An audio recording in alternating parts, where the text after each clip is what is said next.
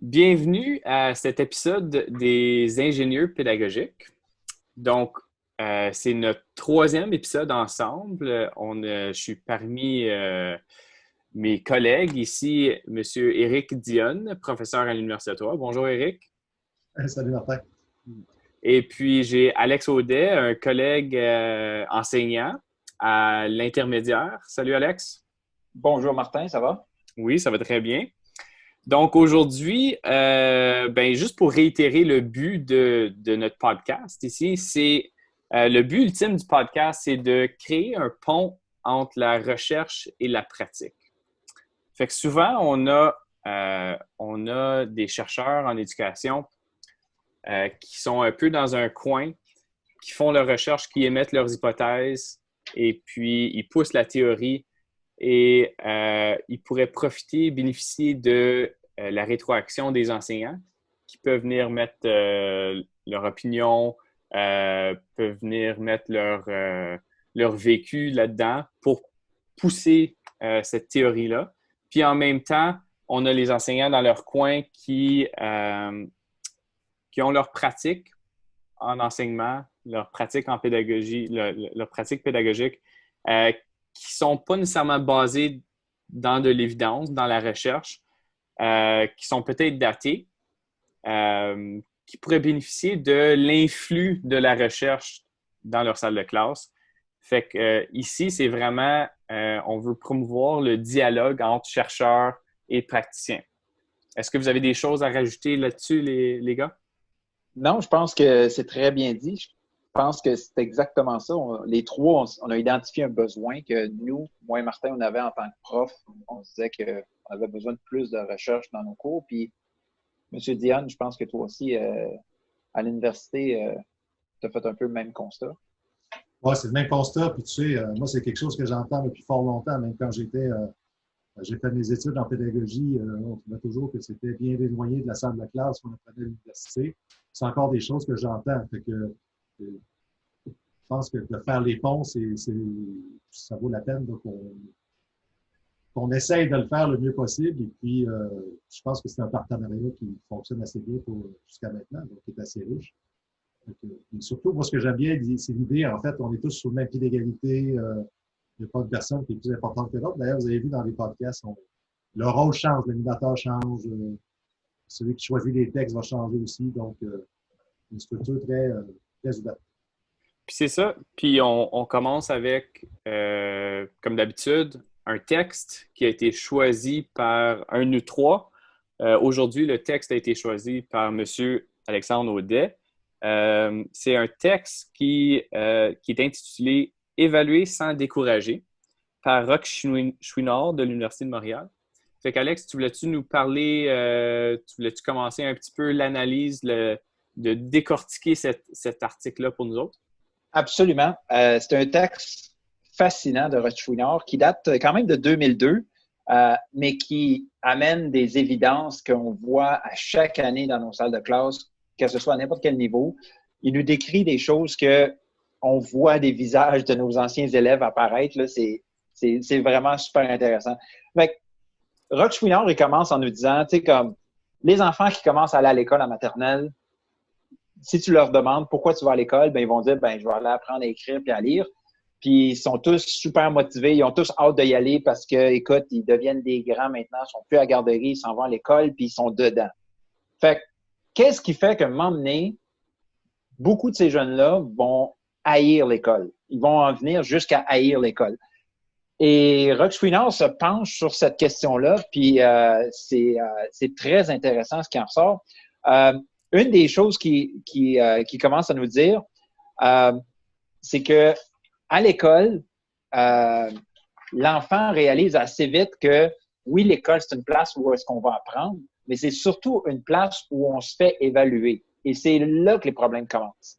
Parce que lorsque l'enfant se fait évaluer, que ce soit en première année ou en huitième année, secondaire 3, 4, 5, c'est toujours quelque chose qui va atteindre son ego, qui va atteindre son estime de soi. Donc, Chouinard nous dit, l'école, elle vient mettre un miroir devant nous autres, puis des fois, on n'aime pas l'image qu'on voit dans le miroir. Tu sais, quand on se fait dire, t'es pas bon en maths, t'as coulé ton test de maths, voici ce que le miroir te dit, t'es pas bon en maths. Donc, peut-être que t'es pas intelligent finalement. Il y a des jeunes qui en viennent à penser ça.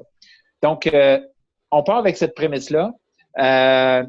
Donc, c'est de ce fait-là que les enfants, ils font assez vite le choix entre je vais aller à l'école pour apprendre ou je vais aller à l'école pour préserver mon estime de moi-même. Et Alex? Oui. Oui, désolé. Juste une petite question pour vous deux, je pense. Tu parlais de miroir, puis là, moi aussi, j'ai noté cette ligne-là. Je l'ai surlignée, là. L'école installe tout autour de l'enfant des miroirs qui lui renvoient une image très nette de lui-même. Est-ce que cette image-là est valide? L'image que l'enfant voit dans le miroir, là, puis c'est peut-être un petit peu philosophique, mon affaire, là, mais est-ce que cette image-là, elle est valide? Éric, qu'est-ce que tu en penses? Je sais que tu enseignes à l'université des cours sur l'évaluation. Qu'est-ce que tu en penses de cette phrase-là? En fait, le problème, c'est qu'on ne sait pas. Les outils qui sont développés par les enseignants, ce n'est pas des batteries de tests standardisées, puis il ne faut pas que ce le soit non plus. Ce qui fait en sorte que c'est souvent des instruments maison, mais on ne sait pas trop justement quelle est la qualité de ces instruments-là, comment ils sont utilisés, qu'est-ce qu'on fait avec. Donc, j'ai déjà un premier point litigieux avec M. Audet. Quand tu dis, Alexandre, tu sais, quand tu arrives à l'évaluation, c'est là où les problèmes commencent. Moi, je ne suis pas d'accord avec ça. Je pense pas que ça soit... Le problème, c'est pas l'évaluation, à mon sens. C'est ce qu'on fait avec l'évaluation. Puis dans le texte de Chouinard, c'est un peu... Il ne mentionne pas, mais tu sais, si on se réfère au tableau 1, je ne sais pas quelle page que c'est exactement. Je pense que c'est la page 11. Page 3. Voilà. Page 3. Page 3. Non, le tableau synthèse, c'est un tableau 1. Je l'ai à la page 11, moi. Un tableau synthèse, c'est pas nommé nulle part, mais dans le fond, il parle d'évaluation formative et il parle d'évaluation sommatique. Là où je suis d'accord, moi, c'est l'importance démesurée qu'on peut donner, en fait, à l'évaluation sommative. Je pense que là, effectivement, on a un point où est-ce que c'est raisonnable, finalement, je regarde, tu sais, même à la maternelle, on veut noter les élèves. À un moment donné, tu dis, est-ce que c'est vraiment raisonnable? Est-ce que c'est une bonne idée, en fait, de vouloir tout évaluer puis nécessairement chiffrer, essayer de codifier les apprentissages des élèves. Parce que dans tout ce qui amène comme pratique pédagogique qui peuvent favoriser l'apprentissage, dans le fond, quand on regarde ça, c'est juste de l'évaluation formative. Fait que l'évaluation, c'est pas l'évaluation le problème, à mon sens. C'est qu'est-ce qu'on fait avec l'évaluation. Et je pense que ça, c'est une espèce de conception erronée là, que les profs ont, que les étudiants de la formation ont. Puis souvent, ce que je leur dis, c'est d'entrée de jeu, dites-moi donc dans quel contexte vous vous situez. Si vous êtes en évaluation formative, je vais recevoir ce que vous me dites avec cette grille de lecture-là en tête. Si on est dans un contexte où on veut noter, on veut certifier, on veut mettre des notes à un bulletin, là, à ce moment-là, je vais avoir cette grille de lecture-là en tête à l'égard de l'évaluation. Mais c'est-à-dire que c'est l'évaluation, puis de toute façon, c'est pas ce que dit Chouinard, parce que tu sais, quand il dit de valoriser l'erreur, ça veut pas dire souhaiter que les élèves fassent des erreurs. Non, c'est ce que ça veut dire, c'est que quand l'élève fait une erreur, là, plutôt que de lui taper dessus puis lui enlever des points, le sanctionner puis le pénaliser, mais de se dire, OK, mais qu'est-ce qu'on fait avec ça? Il y a une source d'apprentissage. Si tu as fait une erreur, c'est que, il y a peut-être quelque chose que tu n'as pas compris, puis on va essayer de travailler là-dessus pour t'améliorer. C'est de l'évaluation. Ça en est de l'évaluation. Et pourtant, il n'y a pas cette connotation négative-là qui est associée. Ça fait penser à justement la phrase, la ligne dans ta salle de classe, Alex. Bien, le gros poster que tu avais dans ta salle de classe pendant 1 an, c'est le pourquoi. Fait que je pense que c'est ça que tu t'en allais dire, là, mais pourquoi qu'on évalue? Est-ce qu'on évalue pour apprendre ou est-ce qu'on évalue pour mettre des notes sur un bulletin? Tu sais, quand je disais que avec l'évaluation, c'est là que les problèmes commencent, je citais un peu ce que Chouinard est en train de nous dire, mais tu as tout à fait raison, Éric, qu'il y a des fois qu'on saute des étapes puis que quand on met trop d'emphase justement sur le sommatif, ben, il y a beaucoup de choses qui nous manquent. Puis, j'ai lu l'hiver passé un genre de petit livre, je ne sais pas comment l'appeler, de Macmillan, où est-ce qu'il nous disait les 5 étapes de l'évaluation. Puis les 3 premières étapes de l'évaluation, on les connaît. OK? Pourquoi est-ce que je vais évaluer? Ben, je veux voir si mes élèves ils comprennent comment diviser les fractions. OK. Maintenant, quelle technique ou procédure est-ce que je vais utiliser pour mesurer ça? OK? Donc, ensuite, qu'est-ce qui a été répondu correctement, incorrectement? Donc, jusque-là, tous les enseignants de la planète comprennent ça. Mais c'est les 2 dernières étapes que souvent on saute. La 4e étape, c'est qu'est-ce que ça veut dire, ces résultats-là? Okay? Là, je viens d'évaluer mes élèves, ils ont manqué la moitié des questions. Qu'est-ce que ça veut dire, ça? Puis ensuite, la dernière étape, comment est-ce que je vais utiliser ça, ces résultats d'évaluation-là? Puis, si on évaluait toujours avec ces 5 étapes-là, je pense que justement, les problèmes ne commenceraient pas là parce que ça serait un cycle, puis la roue continuera à tourner.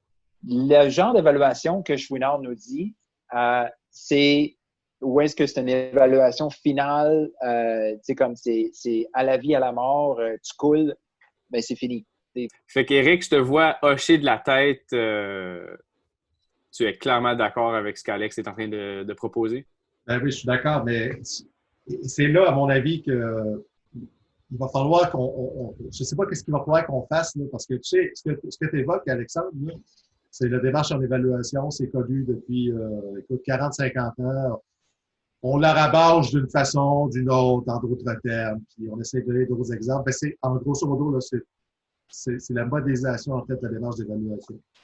Mais un des gros problèmes qu'on rencontre, c'est comment, en fait, tous les profs de la planète, là, ont tous le même problème. C'est-à-dire qu'il y a un chapeau de prof et ça fait partie du contrat didactique. C'est-à-dire que c'est ça qu'on aimerait que les élèves retiennent. Dire, écoute, moi, je suis là pour t'aider.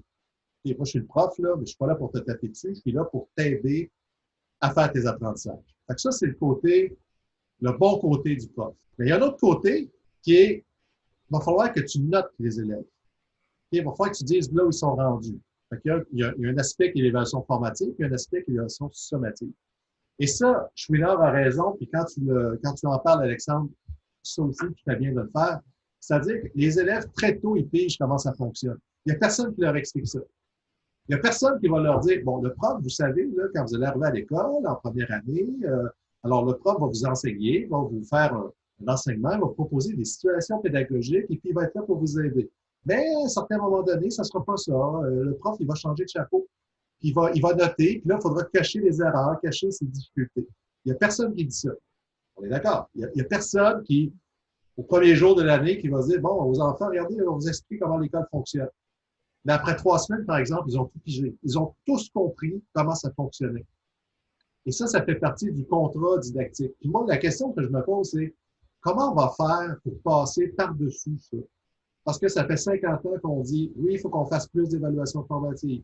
Ce que nous dit Chouinard, quand on regarde, puis Alex, tu vas nous présenter les autres éléments dans quelques instants, on est tous d'accord.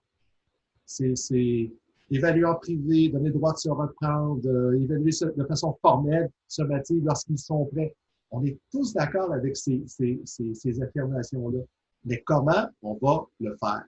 En salle de classe, comment on va venir à bout de changer les mentalités, changer les conceptions qu'on a par rapport à l'évaluation, puis faire en sorte aussi que le système scolaire, les profs qui ont à exercer à tous les jours en salle de classe, comment arriver à avoir en fait une espèce de compromis qui soit plus acceptable? Parce que l'accent est toujours mis sur l'évaluation sommative au détriment d'évaluation formative, même si on en parle. C'est-à-dire qu'il y a quelque chose dans l'opérationnalisation qu'on n'arrive pas à faire. Ben, c'est justement ça, juste une anecdote personnelle, là. Ça arrive à chaque semestre. Tu commences un cours, tu as des nouveaux élèves, tu fais j'aime ça faire des blagues dans mon cours, prendre des farces plates. Les élèves font semblant de rire, etc. Il y a un climat de classe qui s'installe, qui est positif. Tous les enseignants essaient de le faire. Et puis, éventuellement, après quelques semaines, dans plusieurs de tes classes, tu vas avoir un climat positif. Puis, je remarque toujours, toujours, toujours la différence. Tu vas donner ta première évaluation.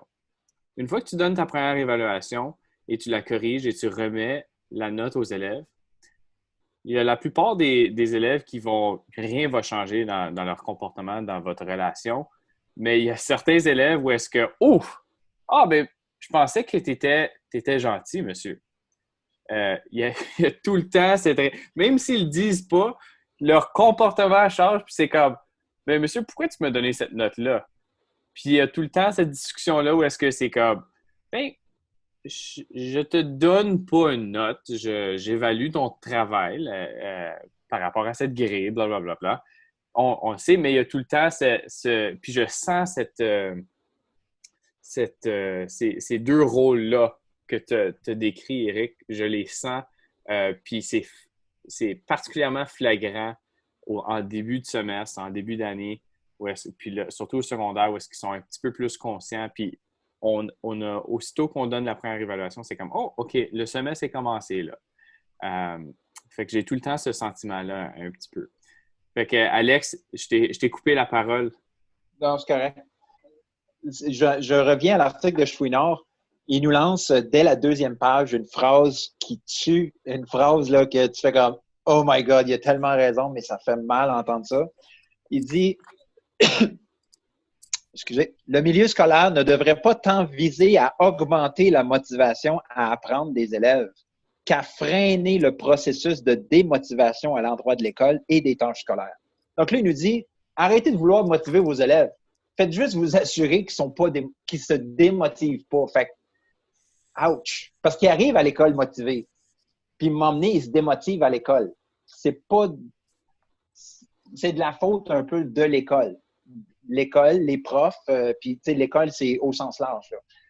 Puis ça, je pense que cette phrase-là, c'est comme, wow, on parlait de miroir tantôt, là, ça nous met un miroir à nous autres, les profs d'en face, là, puis on se dit, ben OK, qu'est-ce que je fais, moi, là, pour contribuer à ça, là?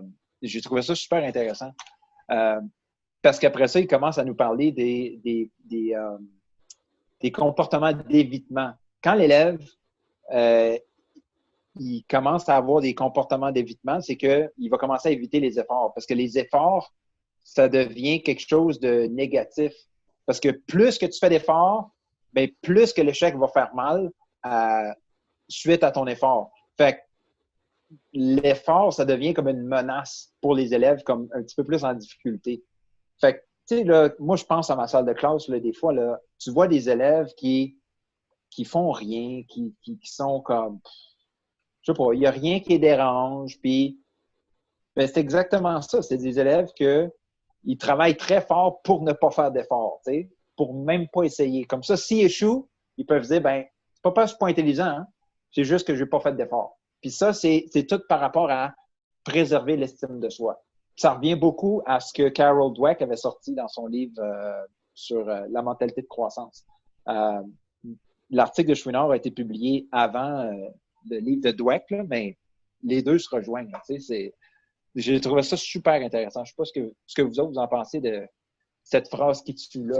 Ben, on parle souvent on a parlé de motivation au premier épisode, puis je pense que ça, tu peux pas, on sous-entend tout le temps, on parle de pédagogie, là, mais on sous-entend toujours la motivation, puis c'est quelque chose qu'on oublie souvent, là. C'est que, OK, ben, on peut parler de pédagogie autant qu'on veut, mais si nos élèves ne sont pas motivés, ben voilà notre problème. Puis c'est quand on apprend que l'évaluation vient démotiver les élèves, c'est là qu'on a un problème. Puis Chouinard va souvent citer Eccles et Wakefield, qui sont des grands chercheurs en motivation. Puis eux autres, ce qu'ils apportent souvent, c'est le concept du rapport risque-récompense. Fait qu'on on fait une évaluation de la situation. Est-ce que les risques sont plus grands que les récompenses possibles?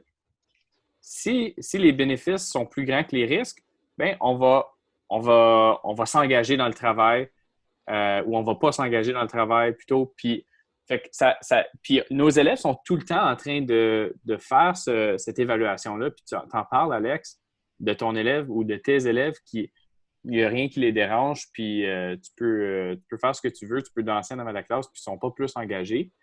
Ben, c'est à cause que pour s'engager, ben, peut-être le risque est trop grand, puis ils ont trop à perdre. Fait que moi, ça me fait penser à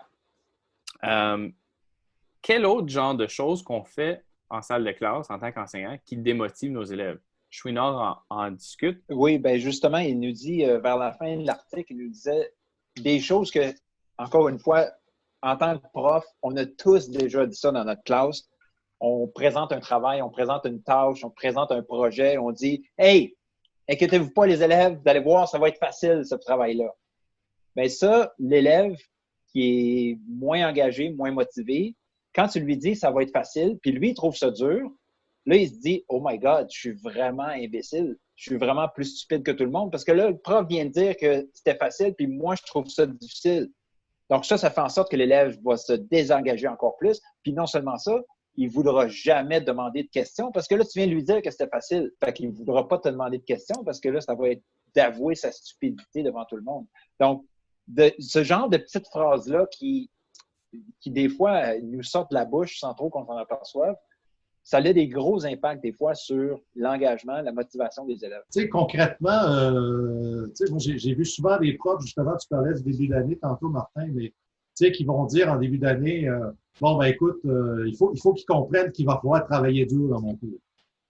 Fait que là, les premières évaluations, là, c'est costaud, puis tu sais, faut qu'ils réalisent là, qu'il va falloir travailler. Le jugement des enseignants, c'est pas juste lors de la correction, le jugement, c'est tout le temps. C'est sûr que si dans les premières évaluations, ton objectif, en fait, c'est de passer un message de gestion de classe, je dirais, ben, tu vas en passer un, mais ça sera peut-être au lourd prix de la démotivation des élèves. Fait que je pense que c'est un aspect qui, c'est toujours, la frontière est toujours très ténue, hein. C'est-à-dire que, ben, c'est de garder les élèves toujours là, vraiment là, sur cette frontière-là pour pas qu'ils se sentent, bon, un peu au-dessus de leurs affaires en disant, bon, ben, écoute, dans la classe d'Alexandre, ça va être facile, on travaille pas, puis on va réussir, puis c'est facile, facile, facile. Puis pas non plus de dire, ben, écoute, finalement, dans la classe d'Alexandre, peu importe si on travaille ou qu'on travaille pas, on va avoir de la misère. C'est de jouer aussi avec la difficulté, avec les attentes. Mais c'est important que les élèves réalisent que la probabilité de succès est quand même assez importante dans le cours, là. Parce que déjà, ceux qui sont fragiles, d'un point de vue cognitif, d'un point de vue des acquis, mais fragiles aussi psychologiquement. C'est là que je trouve qu'effectivement, ton point est très bon, Alexandre, quand tu parles au début du texte de Chouinard, quand tu dis ça renvoie à une image. Déjà, si ton estime de soi n'est pas très, très élevée, qu'en plus, tu te fais dire que tu n'es pas bon, et on le voit, hein, vous avez vu dans les rencontres de parents, moi, combien de fois, j'enseignais les maths, les sciences, et puis tu vas arriver des parents qui vont dire, ah, ben, écoutez, moi, je n'étais pas bon en sciences, donc c'est pas possible de ne pas être bon en sciences. C'est pas possible. La science, c'est quoi? C'est de comprendre le monde qui t'entoure. C'est comme pas aimer le français, c'est la même chose. C'est de jouer avec les mots. C'est extraordinaire de jouer avec les mots. C'est ce qui nous distingue des animaux.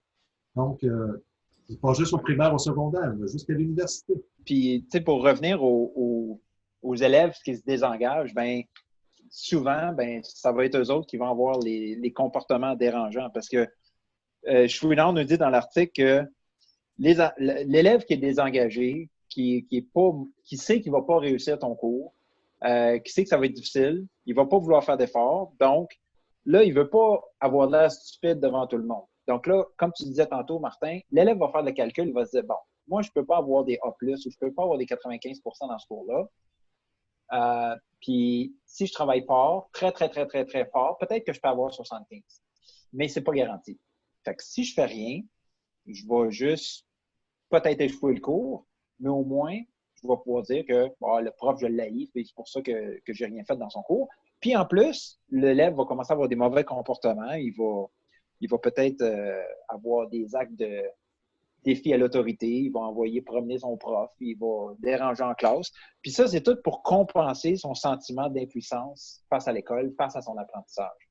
Fait que pour sauver la face, il commence à faire le clown en classe. Puis là, ben, c'est un cycle C'est comme se mettre le doigt dans l'engrenage. Après ça, c'est bien difficile de retourner en arrière pour le réaccrocher, justement, pour lui redonner le goût à l'apprentissage. Une fois qu'il a commencé à faire le clown en classe. Là, puis les conséquences, ça donne pas grand-chose pour ces élèves-là. Puis, on parle des élèves, excuse-moi Martin, on parle des élèves qui sont plus en difficulté, mais moi je dirais qu'il ne faut pas perdre de vue aussi nos bons élèves, ceux qui justement vivent du désœuvrement parce que ils ont l'impression de perdre leur temps, parce que ça ne va pas assez vite, parce que c'est là que l'évaluation formative peut être un levier aussi, parce qu'on en a des élèves là, qui sont très, très, très performants, et puis le rythme de la masse, quoi, est juste trop lent pour eux autres. Donc, d'individualiser aussi les parcours, c'est pas facile. Hein? Je dis pas que c'est facile. Et puis, mais je pense que si on travaillait davantage en équipe aussi, en équipe cycle, en équipe d'enseignants, où on est capable justement de se diviser l'ouvrage, peut-être qu'on y arriverait plus aussi. Pour offrir justement des défis à la portée des élèves qui sont très motivés, mais qui sont surtout, en fait, à risque quasi de décrocher parce que ça va pas assez vite et puis c'est du désœuvrement.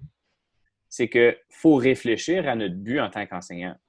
On a tout le temps ces deux côtés-là. OK, on évalue, puis on fait progresser nos élèves. Mais je pense que c'est pas un ou l'autre. Il faut que ça soit les deux, puis il faut que ça soit un petit peu plus faire progresser nos élèves.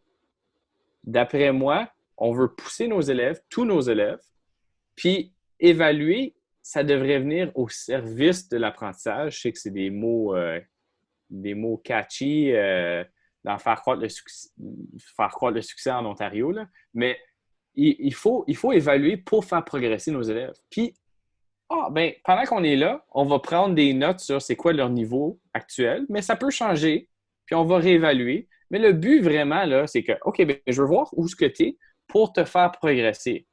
Puis, on peut changer ces notes-là. Puis ça peut être communiqué aux parents éventuellement. Évidemment, il faut, mais ça devrait vraiment faire progresser puis noter le rendement c'est là que, comme deuxièmement. Là. Ouais. Je suis d'accord avec une partie de ce que tu viens de dire. Là où je ne suis pas d'accord, puis tu ne seras pas surpris, c'est oui, il faut évaluer au service de l'apprentissage, mais il ne faut surtout pas donner de notes à l'élève lorsqu'on fait ça, parce que aussitôt qu'on donne une note à l'élève, les recherches le prouvent, l'apprentissage est fini. Okay? Ça peut être si tu fais un test formatif, puis tu viens de donner une note sur un test formatif, l'élève a eu un 53 %, il y en a bien des élèves qui vont se dire « That's it, fini, je suis pas bon », ou l'élève qui a eu 90 % va dire « Ah, comme that's it, fini, j'ai plus rien à apprendre ».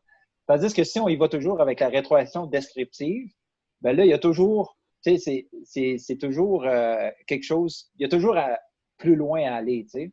Puis l'élève qui est en difficulté, l'élève qui est performant, il y a toujours une prochaine étape. Puis je pense que c'est comme ça qu'on peut les amener à progresser, en ne mettant pas de notes sur les travaux, mais juste des commentaires. J'ai certaines petites choses, mais je vais passer la parole à Éric. J'aimerais ça savoir c'est quoi ton opinion par rapport à ça. Moi, je ne suis pas un tenant à tout prix là, des notes. Là. Moi, ce qui m'intéresse, c'est la décision et la communication. Je veux dire, quand tu décides de donner une évaluation formative, tu as une intention, puis qu'est-ce que tu vas faire avec? C'est un peu ce que vous avez évoqué tantôt. Par contre, moi, j'ai pas un très grand échantillon, là, mais ce que j'ai commencé à voir, parce que c'est un mouvement, là, on sent que il y a bien des profs qui disent « Ah, on va mettre les notes de côté, on veut plus de notes. » Moi, j'ai rien contre, mais c'est que ce que j'ai vu, là, puis on met pas de notes, mais il n'y a pas de commentaires non plus, tu vois? Donc là, je fais quoi, moi, avec ça? Là? Qu'est-ce que je dois comprendre de tout ça? Fait que moi, je trouve que c'est un beau projet, mais c'est pas un projet qu'on peut faire n'importe comment, juste parce qu'on pense qu'en enlevant les notes, ça va régler tous les problèmes. Je sais comment tu procèdes, Alexandre. Je sais comment toi tu travailles, puis je sais aussi, Martin, parce que tu nous en as déjà parlé, avec l'idée qu'on pouvait se reprendre. Ça, c'est une des recommandations de Chouinard. Mais vous avez une façon vous travaillez de façon organisée, puis de façon, c'est rigoureux. Votre démarche, elle est rigoureuse. Et c'est ça qui me fait peur. Moi, ce qui me fait peur, c'est que des enseignants se disent, OK, on abandonne les notes, si on enlève les notes, tout va mieux aller, alors que c'est pas vrai. Parce que si tu abandonnes la note, à ce moment-là, tu mets des commentaires, mais ce que tu veux envoyer comme information, c'est le profil de l'élève. S'il donne des tâches à faire, ben, tu vas vouloir rétroagir sur ses difficultés et ses succès à faire ces tâches-là.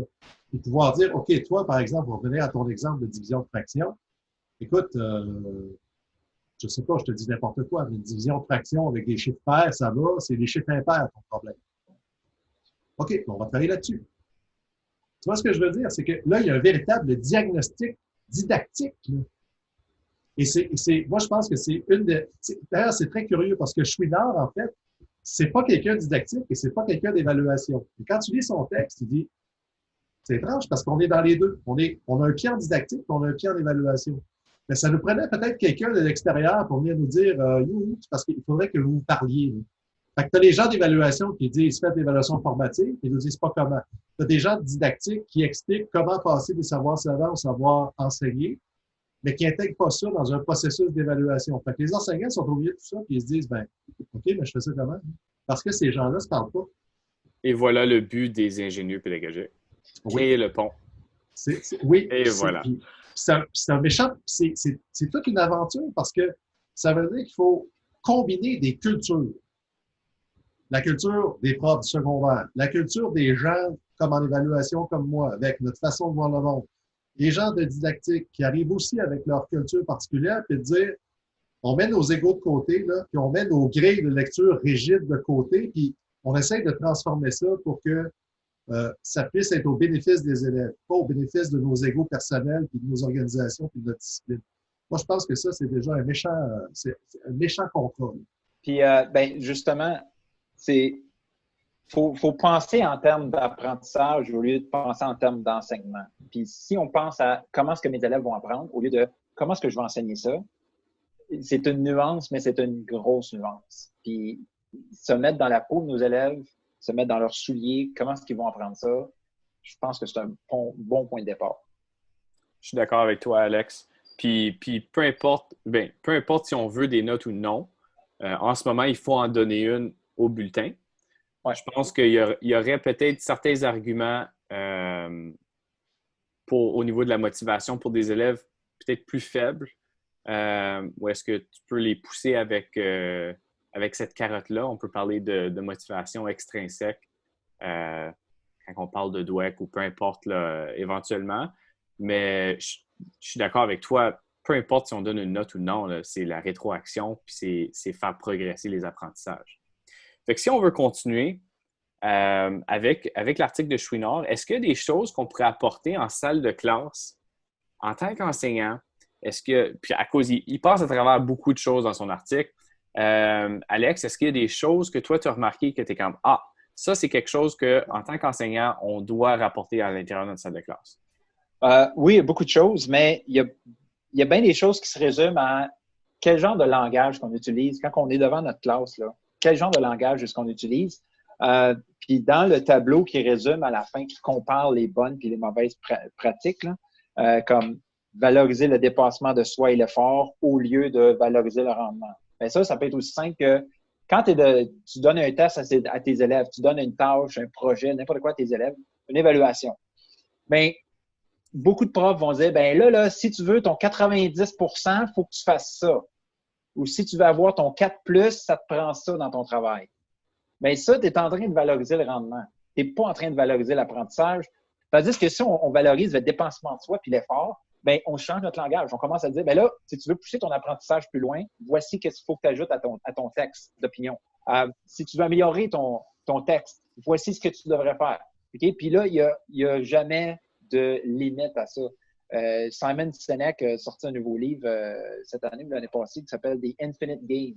T'sais, l'école, c'est une game infinie. C'est comme il n'y a pas de bout, il n'y a pas de buzzer à la fin, c'est comme OK, fini. Non, on continue toujours à apprendre, puis ça devrait être vraiment ça, la culture qu'on installe dans notre salle de classe. Puis ça commence avec les mots qu'on utilise pour parler à nos élèves.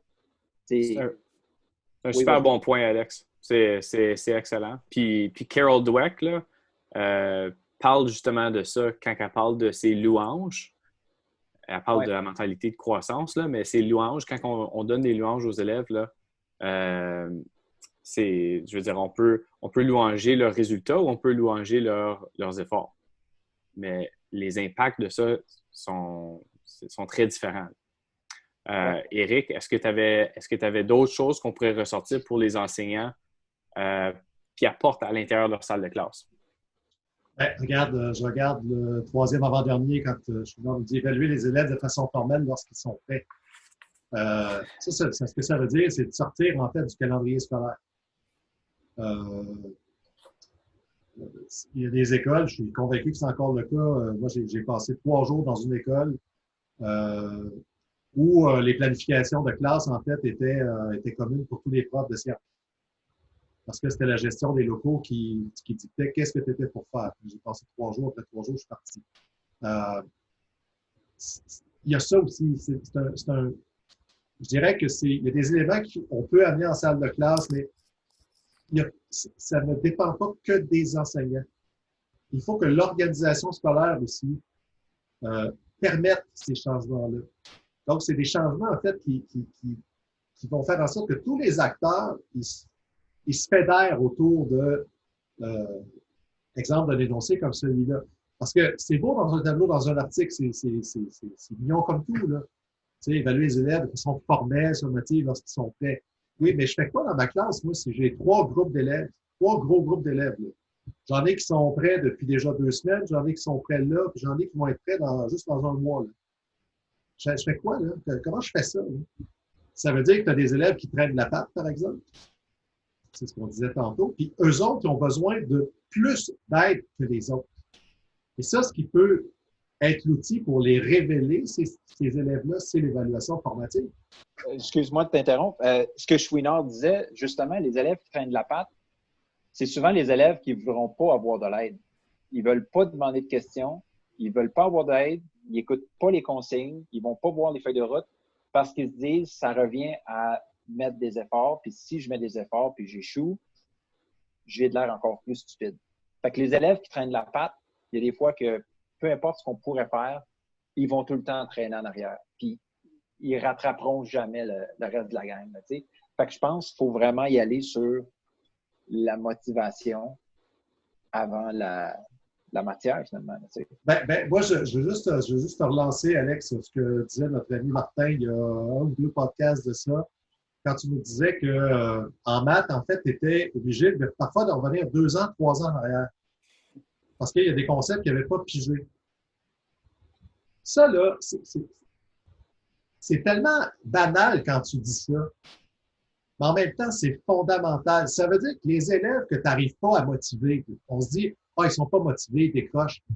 Ben oui, mais si c'est des trucs, ça fait 3 ans, 4 ans, 5 ans qui traînent ces difficultés-là. Toi, tu arrives, il te voit Alex, puis il dit, ben oui, écoute, Alex, c'est un super prof, puis oui, avec lui, ça va fonctionner. Ils te regardent, puis ils te disent, pourquoi ça marche pas avec toi? Ah ouais. Excuse-moi, là, t'es le 5e, là, puis ça marche pas. Ben, c'est peut-être que les 4 autres avant toi, ils n'ont pas fait ce que Martin a fait. C'est-à-dire, ben, regarde, je vais aller te voir toi, là. Tu vas m'expliquer qu'est-ce que tu comprends pas. Puis on va revenir aussi loin qu'il le faut pour que j'aille te chercher où est ta difficulté. Puis là, je vais te ramener avec les autres. Ouais. Mais faire ça avec 32 élèves, c'est pas possible. Faire ça tout seul, c'est pas possible non plus. Et c'est pour ça que moi, je suis plus que jamais convaincu qu'il faut complètement changer l'organisation scolaire. Moi, j'adorerais retourner enseignement secondaire avec vous deux, par exemple. Et là, on se dit, on est dans la même école, là. On est les 3, là, puis on suit 2 ou 3 groupes d'élèves. Fait que moi, j'enseigne, puis là, je vois qu'il y en a qui prennent la patte, je t'appelle, Alex. Il y a l'autre de chercher A, B, C dans la classe, là, puis donne leur nom, occupe-toi d'eux autres. Ils ont besoin de toi, là, occupe-toi d'eux autres. La fois suivante, ça se fait Martin. Moi, j'étais dans des écoles où ils faisaient ça, puis vous savez, c'était des classes de cheminement particuliers. Les termes ont changé depuis le temps, là. Mais en gros, c'était des élèves poqués, là. C'était des élèves c'était des doubleurs, des tripleurs. Mais je peux vous dire, ça fonctionnait. Ces élèves-là, on les amenait à bon port parce qu'il y avait une équipe de profs qui les lâchait pas, Et puis, les profs, ben, au lieu de dire, ben, j'ai une période libre, c'est mon temps à moi, je corrige, je vais à la machine à café. Non, on est une équipe, là. Si à ce moment-là, tu as besoin de moi, je vais être là pour toi. Je vais être là pour les élèves. Comme tu dis, Eric, excuse-moi, Alex, comme tu dis, tu apprends une organisation derrière ça aussi, tu sais. Mais si les enseignants au moins comprennent que, tu sais, évaluer toutes les 3, 4, 5 classes de maths 9e ou de secondaire 2 ou 3 en même temps, peut-être s'il y a une alarme qui sonne ou une cloche qui sonne dans leur tête qui dit « Hey, ça, c'est peut-être pas une bonne idée à cause juste dans une classe, tu n'as pas tout le monde en même temps qui est à la même place. Puis là, on essaie de faire ça avec 5 classes. Peut-être que ce n'est pas une bonne idée. Fait que ça prend le sonnage de cloche au niveau des enseignants pour qu'ils disent à leur administration, puis là, évidemment, on a des limites à l'impact qu'on peut avoir des fois au niveau de notre administration, mais il faut que ça vienne, il faut qu'on sache, il faut qu'on soit intentionnel. Faut qu'on soit intentionnel dans ce qu'on fait, puis pourquoi qu'on le fait, puis il faut qu'on sache pourquoi qu'on est en train de faire ça. Mais tout ça pour dire que la façon qu'on parle aux élèves, puis la façon qu'on a un contrôle sur comment est-ce qu'on motive nos élèves, c'est super important, puis c'est avant tout important avant de faire progresser nos élèves. Oui, puis rapidement, si on veut donner du pratico-pratique, Chouinard nous donne d'autres choses, d'autres pistes, comme par exemple varier et différencier les méthodes d'évaluation. Tu sais, quand on donne des choix à l'élève, okay, comme je reprends mon exemple, quand les élèves me font un rapport de roman, ben ils ont 5 choix différents. Tu peux me faire un rapport de roman, tu peux le faire en podcast, tu peux le faire écrire une lettre à l'auteur, je m'en fous, tu sais, comment est-ce que tu vas me parler de ton roman, de ton appréciation. Parle-en comment tu veux, mais parle-moi-en, tu sais. Si on donne des choix, puis l'élève se sent à l'aise avec le choix qu'il fait, je pense que là, il se sent beaucoup plus motivé. Donner le droit de se reprendre, ça devrait être fondamental. Puis moi, comment je fais ça, c'est que les élèves, moi j'enseigne le français, donc les élèves écrivent un texte, je leur remets leur texte corrigé avec la rétroaction descriptive. Puis ensuite, ils ont jusqu'à la fin du semestre pour retourner à mes commentaires, améliorer leur texte. Ah, il manquait une phrase d'introduction à ton paragraphe. Ajoute ta phrase. Il manque des marqueurs de relation. Ajoute-en. Puis là, à la fin du semestre, l'élève vient me voir avec son texte, qui est une de ses preuves d'apprentissage, puis il me montre, voici ce que j'avais manqué et voici comment je me suis amélioré depuis ce temps-là. Donc, je ne corrige pas son texte 50 fois, mais je suis capable de voir, l'élève me montre les progrès qu'il a fait dans son texte au cours du semestre. Donc, ça devient un peu son portfolio avec des preuves d'apprentissage dedans. Donc, il y a moyen de faire ça en s'ajoutant pas une tonne de travail en tant qu'enseignant, mais juste en changeant un petit peu sa manière de fonctionner en classe. Est-ce qu'on a des derniers conseils, des derniers petits trucs, des dernières notions à souligner de l'article de Chouinard? Éric, as-tu un message que tu retiens de cet article-là? Oui, ben regarde le dernier peut-être quand tu nous dis proposer fréquemment aux élèves des activités ne faisant l'objet d'aucune forme d'évaluation. Ça, c'est vraiment un cercle vicieux, c'est-à-dire si ça compte pas, ils le feront pas. Donc, je vais me mettre à tout faire compter parce que je veux qu'ils travaillent. Donc là, tu te sers d'évaluation pour ta gestion de classe, tu te sers d'évaluation pour les motiver, entre guillemets. Puis après ça, on entend des profs dire, oui, mais là, les élèves sont pas là pour l'apprentissage, ils sont là pour la note. Oui, mais qu'est-ce que tu as instauré comme climat de classe? Si tu notes tout, c'est normal. Les élèves, c'est juste une question qui est purement économique. C'est-à-dire, qu'est-ce que ça va me coûter? Qu'est-ce que ça va me rapporter? Ça compte, OK, je mets l'effort, mais si ça compte pas, c'est un cours plutôt théorique ou c'est un laboratoire ou on pratique un instrument de musique ou peu importe. Ah ben là, je travaillerai pas. Je travaillerai quand ça va compter, quand ça va me rapporter quelque chose. Donc, on rentre dans un cercle vicieux, en fait, où on est condamné à perdre. Donc, l'évaluation sommative, il faut que les élèves soient prêts à rendre compte de leurs apprentissages. Là-dessus, je suis complètement d'accord avec lui. C'est pour ça qu'à l'université, par exemple, le gros des notes est ramassé à la fin de la session. parce que c'est là qu'ils ont fait le maximum d'apprentissage. En principe, c'est à ce moment-là qu'ils sont prêts à me dire ce qu'ils ont appris dans le cours. Évidemment, il y a un prêt payé parce que là, les étudiants vont dire, ouais, mais là, bon, on a 80% de la note dans les derniers cours ou 2 derniers cours. Là, il faut leur expliquer, non. C'est sûr que si tu n'as rien fait de la session, que tu arrives au dernier cours, oui. Mais si tu as travaillé durant toute la session, non. C'est juste que la comptabilisation va se faire à la fin. Mais je pense que ça, il faut sortir de cette logique-là parce que à ce moment-là, c'est le carotte et le bâton. Puis le bâton, c'est l'évaluation. Et l'évaluation, ça ne devrait pas servir. Évidemment que ça vient avec. On peut pas dire en évaluation, ça ne sert absolument pas à la gestion de classe. C'est pas vrai. Mais d'en faire un objet majeur de gestion de classe, je pense que c'est une erreur monumentale. Puis on finit par payer le prix. Puis je pense que ça revient encore une fois à notre langage qu'on utilise en classe. Il faut toujours parler à nos élèves en termes de croissance, en termes de développement, en termes d'apprentissage. Puis pas de notes, puis de. Tu sais, c'est la coopération versus la compétition. La compétition n'a pas d'affaire à l'école. Il y a juste du négatif que la compétition peut amener à l'école. On devrait toujours être là pour coopérer et apprendre ensemble. Puis Vas-y, Eric, vas-y. Juste un aspect très rapide. Il parle à un moment donné d'évaluer en privé versus évaluer de façon publique les résultats, rendre public les résultats. Vous êtes probablement trop jeune, vous n'avez pas connu ça. Moi, quand j'étais au secondaire, les notes étaient affichées. Moi, j'ai connu ça. Là. Aujourd'hui, ça ne passerait même pas à travers l'idée de faire ça. Je dis, malgré tout, ça évolue lentement, mais il y a des aspects qui s'améliorent. Qu'on garde les notes privées, je pense que on était dû. Mais il y a encore plein de galas méritas où est-ce qu'on donne la médaille, le prix à celui qui a eu la plus haute moyenne. Puis ça, moi, je ne vois aucune utilité à ça. Ça me rend ça fera l'objet de peut-être d'un prochain podcast. C'est ça, exactement. On parle de motivation toujours. Puis honnêtement, je pense que ça mériterait peut-être de le faire, là, de parler justement de Carol Dweck. On la mentionne souvent. On pourrait peut-être passer à travers ses écrits pendant un des prochains podcasts. Mais une des choses, juste pour peut-être clore un peu cette discussion-là, mais ça vient faire du pouce sur ce que tu disais, Eric, c'est moi, ce que j'ai appris durant le confinement, durant la pandémie, une des choses que j'ai appris, c'est que mes grilles d'évaluation devaient être électroniques.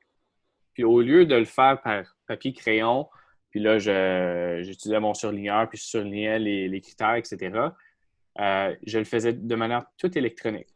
Puis maintenant, on a les outils disponibles pour le faire, puis le faire correctement, puis facilement. Moi, j'utilisais Google Classroom, mais je pense qu'il y a plusieurs outils que tu peux utiliser. Mais ça, nécessairement, ça fait ça très privé. Puis évidemment, je n'étais pas en train d'afficher les résultats dans ma salle de classe en avant de tout le monde, mais veux pas, je me sentais, il y avait tout le temps un malaise lorsque je redonnais les copies d'évaluation ou des copies de projet, les grilles d'évaluation en salle de classe. Je les donnais, puis il y avait tout le temps un malaise qui s'installait chez moi, puis je ne sais pas si vous avez vécu la même chose. À cause, veux pas, tu as tout le temps, même si je donne la copie à Alex de son évaluation, puis j'ai dit, là, c'est pas le temps de se comparer. Qu'est-ce qu'Alex va faire? Il va aller voir Eric, puis il va dire, qu'est-ce que toi, tu as eu? Moi, j'ai un niveau 3. Fait qu'il y a tout le temps ça, puis je me sentais tout le temps mal à l'aise, puis je ne savais pas comment contourner ça nécessairement. Mais là, j'ai pris la décision pour l'an prochain, même si on retourne en salle de classe en présentiel, mes grilles d'évaluation vont être seulement électroniques. À cause là, évidemment, ils peuvent toujours se partager, mais ça va limiter la possibilité. Fait que, Alex, je sais pas que... Oui, vas-y. Si tu ne donnais pas de notes, tu peux pas... Parce que moi, quand mes élèves reçoivent leurs travaux, ils ne peuvent pas se comparer, c'est des commentaires. Mais ça va être que ça. Mais en bout de ligne, tu vas le noter de toute manière. Il y a un bulletin final. Fait que ça revient pas mal à la même chose, mais je suis d'accord avec toi. Si tu vas te comparer, au moins tu vas te comparer sur comment tu vas t'améliorer. Moi, j'ai fait ça ici. Tu vas parler du projet en tant que tel ou de l'évaluation. Exactement. Ouais. Fait que là, on est rendu à la fin de cet épisode-ci. Là, les gars, je sais qu'on peut vous retrouver en ligne. Eric, où est-ce qu'on peut te retrouver, toi? Twitter, Facebook, Instagram, à commercial Prof Dion. OK. Et Alex? Twitter, à commercial Prof Audet, AUDET.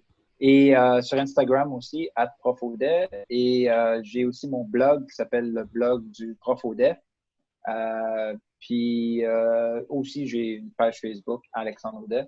Donc, ouais, vous pouvez me trouver un petit peu partout. N'hésitez pas si vous avez des questions, des commentaires, communiquez avec nous, ça va nous faire plaisir. Ça va être, ça va être le fun de savoir qu'il n'y a pas juste nos mères qui nous écoutent, là, qu'on rejoint d'autres mondes. Mais on apprécie l'écoute de nos mères toujours. Oui. Puis moi, on peut me retrouver à commercial Monsieur Parent et sur Twitter seulement. Et puis, ça nous ferait plaisir, comme Alexis dit, de retrouver votre interaction, vos commentaires. Si vous avez des suggestions pour le prochain article. Puis justement, parlant du prochain article, on en avait discuté. La prochaine fois qu'on se rencontre, on va parler de quoi, Eric? Prochain épisode, on va parler de la notion d'erreur. Donc, dans le texte de Chouinard, il l'a abordé, donc le rapport à l'erreur. Mais là, on va le regarder d'un point de vue plus didactique, donc avec un texte de Jean-Pierre Astolfi, qui est un didactien des sciences français, hélas décédé il y a déjà plusieurs années, mais dont les écrits sont toujours d'actualité aujourd'hui. Donc, comment développer une conception justement plus positive de l'erreur avec un angle didactique. Fantastique. J'ai hâte d'y assister et de participer. Puis, je vous invite à tout le monde qui écoute de faire le pont entre la recherche et la pratique comme nous. Et puis, on se retrouve la prochaine fois. Salut!